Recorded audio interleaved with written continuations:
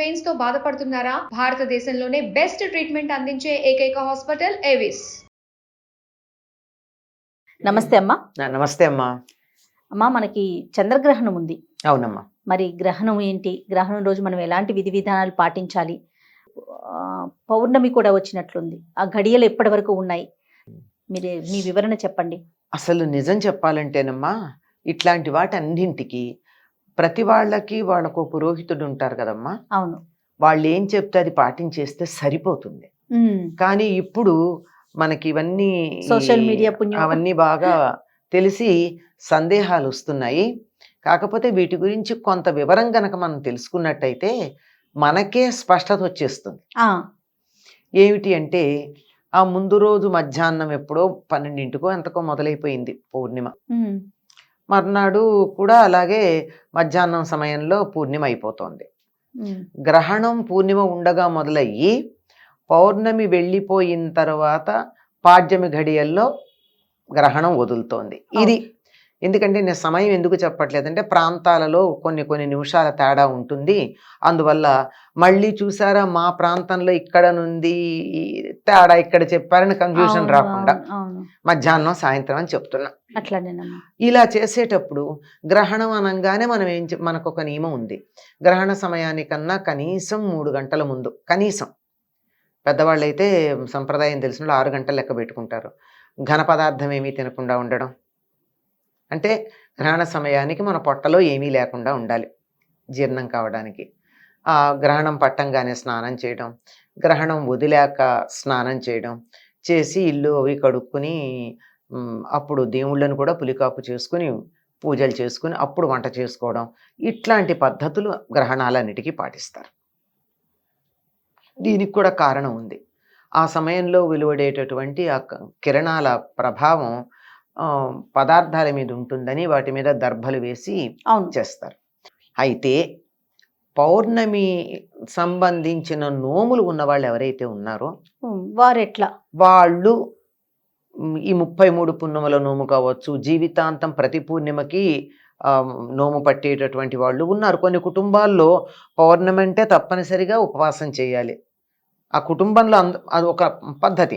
అట్లా ఉండేవాళ్ళు ఎవరైతే ఉన్నారో వాళ్ళకొకటే నియమం ఉంది. ఎప్పుడైనా సరే, ఈ రోజని కాదు, ఏ రోజైనా సరే దానికి ఏం చెప్తారంటే, పల్లెల్లో వాళ్ళ భాషలో చెప్తున్నా, రాత్రి గల పున్నమి అన్నారు. పున్నమి రాత్రిని చూసుకోవాలి. అంటే సూర్యాస్తమయం నుంచి సూర్యోదయం దాకా రాత్రి అంతా పూర్ణిమ ఎప్పుడు ఉంటే ఆ రోజు ఆ పూర్ణిమని నోము. 33 పౌర్ణముల నోము అదంతా ఎప్పుడు చేస్తారు? ఈ సాయంకాలం చంద్రుణ్ణి చూస్తూ చేసేటటువంటి నోములు ఇవి. కనుక సాయంకాలం సూర్యాస్తమయం తర్వాత చేసుకుంటారు. అప్పుడు పూర్ణిమ ఘడియలు ఉండేటటువంటివి. అందుకని అట్లా చేసుకునే నియమాలు ఉన్న వాళ్ళందరూ కూడా పూర్ణిమ పూర్తిగా ఉంది గనక ఆ రోజు చేసుకోవాలి. కానీ సాయంకాలం సూర్యాస్తమయ సమయానికి పౌర్ణమి లేదు, అంతకు ముందే లేదు, సాయంకాలానికే పౌర్ణమి వెళ్ళిపోయింది. కానీ చిత్రం ఏమిటంటే, పౌర్ణమి వెళ్ళిపోయాక కూడా చంద్రగ్రహణం కొనసాగింది. అవును. అది కారణం ఏమిటంటే ప్రాంతాలు తేడా కదమ్మా. అవును. దానివల్ల అదొకటి ఉంది. అందువల్ల ఏదో చంద్రాస్తమయ రాహుగ్రస్త గ్రహణం అని ఏదో అంటారు దీన్ని. అంటే చంద్రుడు పౌర్ణిమ అయిపోయిన తర్వాత కూడా అది కొనసాగినటువంటి, అంటే అస్తమయ సమయానికి అట్లా ఉన్నదనేదో.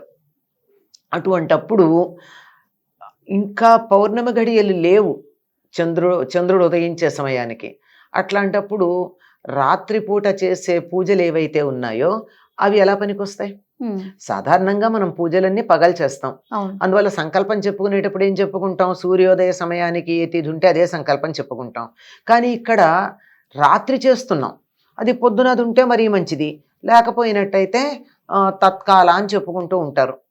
అంటే ఉదయం చతుర్దశి ఉంది, ఇప్పుడు మేము పూజ చేసేటటువంటి సమయానికి పూర్ణిమ వచ్చేసింది అని చెప్పుకుంటారు. కనుక అట్లాంటివి చేసుకునేటటువంటి వాళ్ళు కావాలి. రాత్రిపూట కళ్యాణాలు చేసేది ఉంది. ఎవరికి? రాధా గోవింద కళ్యాణం అని చేస్తారు. రాధాదేవికి కృష్ణుడికి. కొంతమంది ద్వాదశి నాడు, క్షీరాబ్ది ద్వాదశి నాడు తులసి కళ్యాణం చేయడం కుదరని వాళ్ళు కూడా ఈరోజు తులసి దామోదర కళ్యాణం చేస్తారు. ఇవి చేసేది మాత్రం సాయంత్రం చంద్రుడు ఉండగా చేయాల్సింది గనక చంద్రుడు ఉన్నప్పుడే చేయాలి.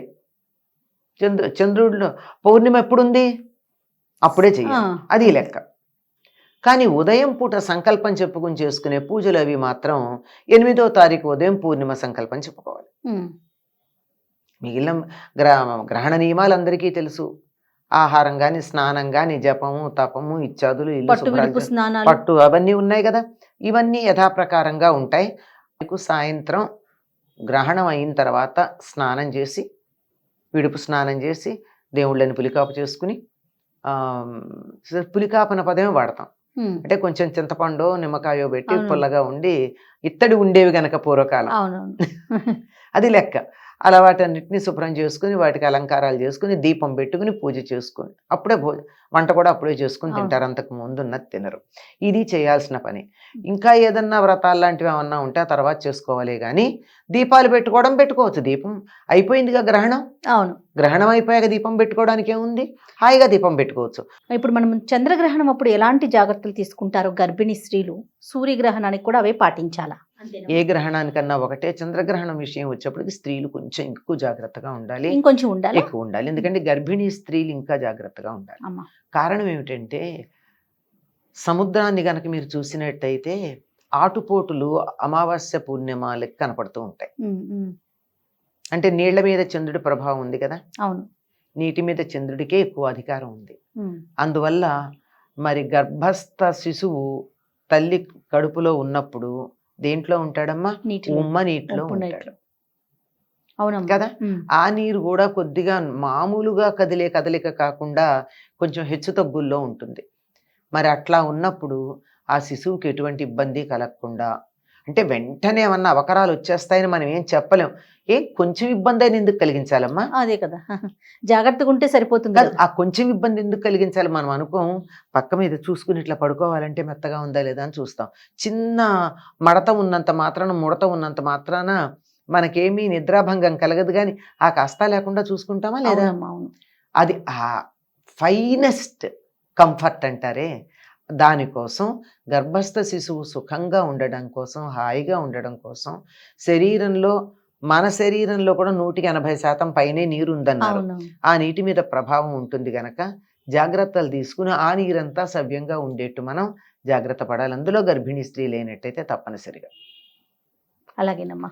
నమస్తే. నమస్తే అమ్మా.